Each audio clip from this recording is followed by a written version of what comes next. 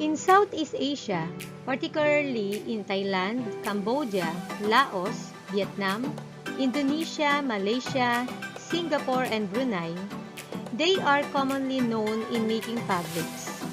These fabrics have their own unique designs and techniques.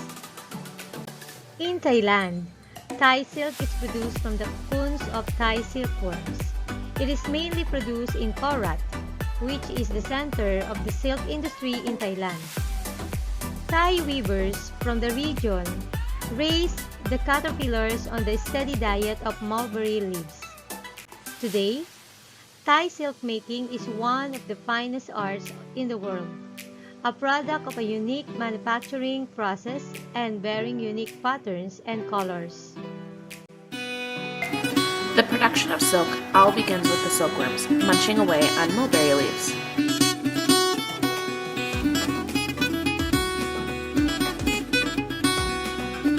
Once they have gotten nice and fat and have molted 4 times, they begin to spin their silk cocoons.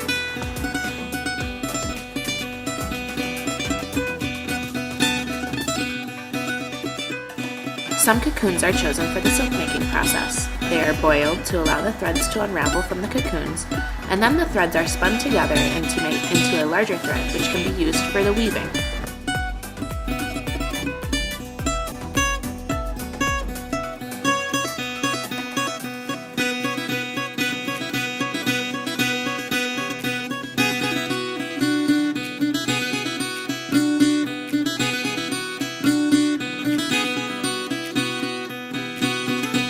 Before weaving, the silk is dyed, sometimes using natural processes and sometimes using synthetic processes.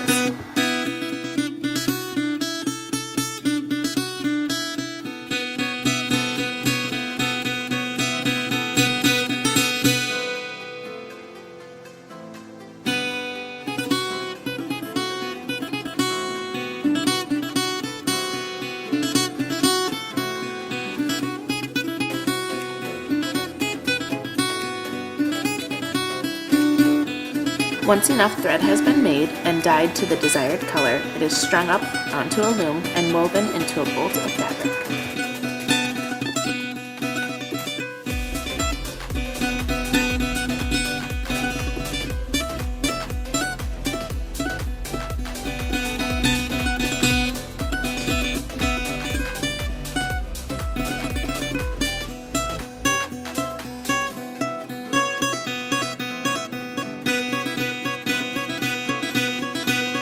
Traditional designs are still done by hand.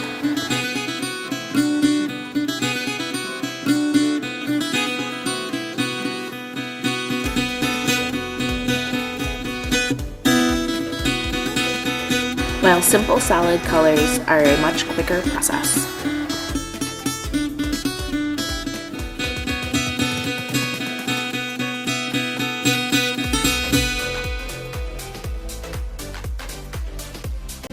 In Cambodia, silk weaving dates to as early as the 1st century since textiles were used for trading. Modern textiles have traces of motifs imitating clothing details on ancient stone sculptures. Sampot is the national garment and traditional dress of Cambodia. One of their finest crafts is the karama, the traditional check scarves worn almost universally by Cambodians that is made up of cotton. Cotton textiles have also played a significant role in Cambodian culture.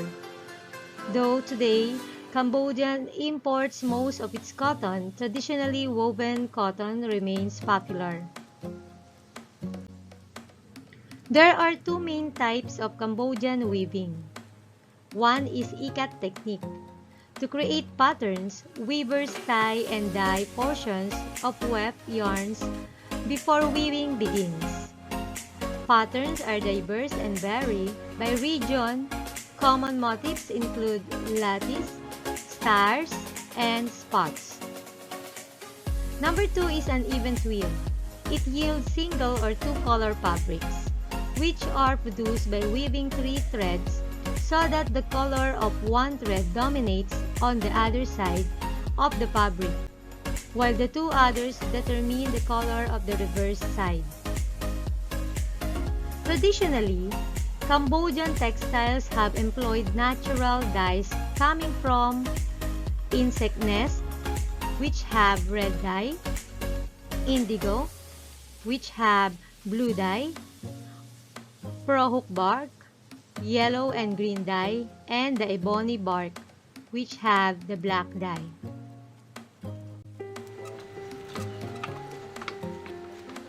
Weaving threads of silk from cocoons is a tradition that goes back more than 1,000 years in Cambodia. But about 50 years ago, it almost disappeared. A brutal regime killed and tortured intellectuals, including artisans who specialised in this craft. ក្នុងការសង្គ្រាមហ្នឹងគឺបាត់បង់ច្រើនណាស់យើងអត់មានមនុស្សនិយាយទៅអ្នកគេធ្លាប់ត្បាញ Sorpe who goes by PH, made it her mission to revive silkworm farming and Cambodian weaving. She has spent 20 years teaching people how to raise worms and turn their silk into textiles, using an ancient technique called ikat. គេហៅថា in honor to our ancestors. We visited PH's silk farm and boutique in Siem Reap to see how a new generation ensures this ancient craft is still standing. According to Lao tradition, stories of their history were not passed on orally nor was it written. They were woven. Strand by strand, Lao stories were weaved in the intricate, dense patterns and motifs of textiles. Unfortunately, some are elaborately fantastic and the motifs so cryptic. That is, many cases only the weaver can accurately interpret the story. In Laos, the most diverse stories are the ones woven into a scene. Scene, the Lao woman's traditional ankle-long skirt, whose form is undeniable but whose patterns are unique to each skirt. Though the skirt looks simple and elegant, it is traditional that every woman in Laos weaves all the scenes she would wear throughout her lifetime. Golden thread silks were born in Vietnam. Many of our Vietnamese fabrics originated from Ha Dong, the center of weaving and sericulture silkworm production. For centuries, old jacquard looms are still used, weaving pattern containing centuries-old symbols and characters. Some popular Vietnamese fabrics ranges are Shantung Tapea, Bengaling weave, and Ebony satin, an all-natural lustrous silk hand-woven in southern Vietnam and naturally dyed using ebony fruit pods. The fabric that is most common to Indonesia, Malaysia, Singapore, and Brunei is the batik. The term batik is an Indonesian Malay word believed to be related to the Malay word titik, which means point, dot, or drop. The drop actions refers to the process of dyeing the fabric by making use of the resist technique, covering areas of cloth with a dye-resistant substance, usually hat wax, to prevent them from absorbing colors.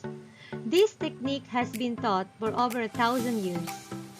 There are two categories of batik designs: geometric motifs and free-form designs.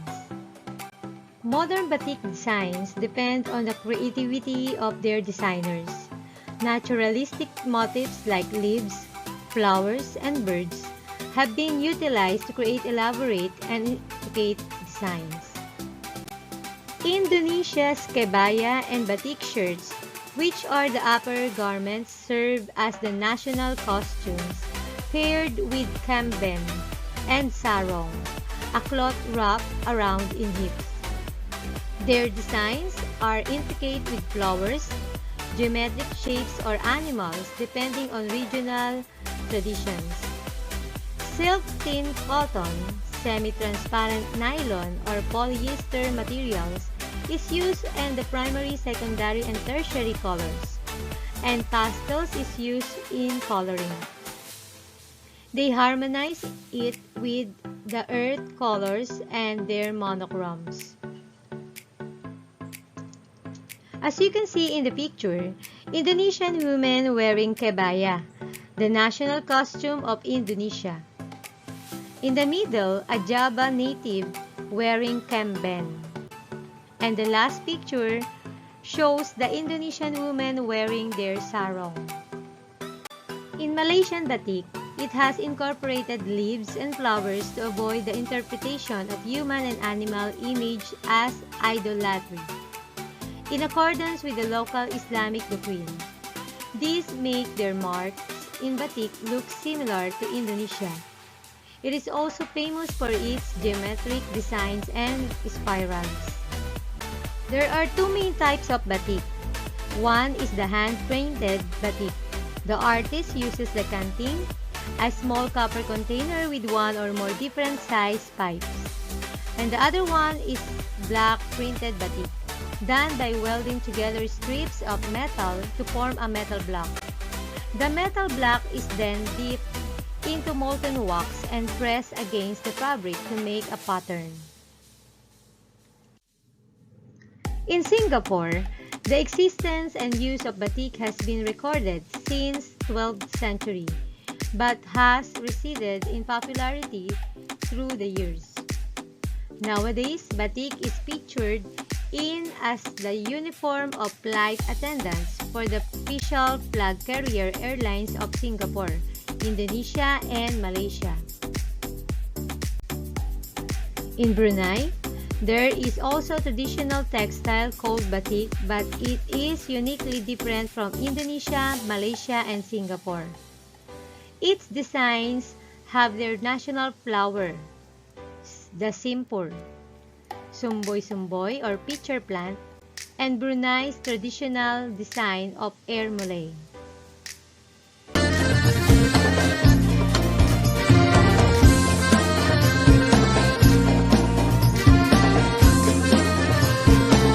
Pisang gelak masuk di gocok, wati malandok. Daun selasih ladek nanum, hulu juga. Bulan gelak tanah pun lecok, wati malandok. Hati kasih ladek nanum, kutu juga.